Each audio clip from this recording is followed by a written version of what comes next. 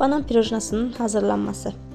Qabın içərisinə 3 stəkan un tökürəm, üzərinə 200 qram yağ əlavə edib amac edirəm.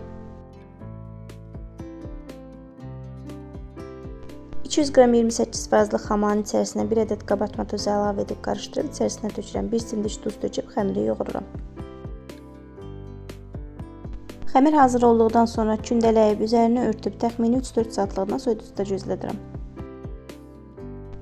İçliyi üçün 1 stəkan un, 1 stəkan əlavə 4 qaşıq şəkər tozu, 60 qram yağ, 200 qram iri dənəli kəsmiyi əlavə edib blenderlə qarışdırıram.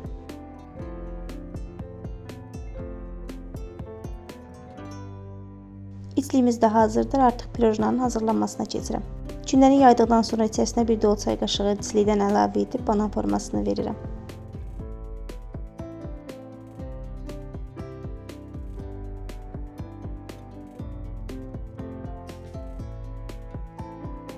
%180 dərəcə qızdırdığım sobada qoyuram bişməyə. Üzəri qızarmamalıdır, altı qızardıqdan sonra götürürsünüz. Soyuduqdan sonra üzərinə şəkər pudrası əlavə edirsiniz.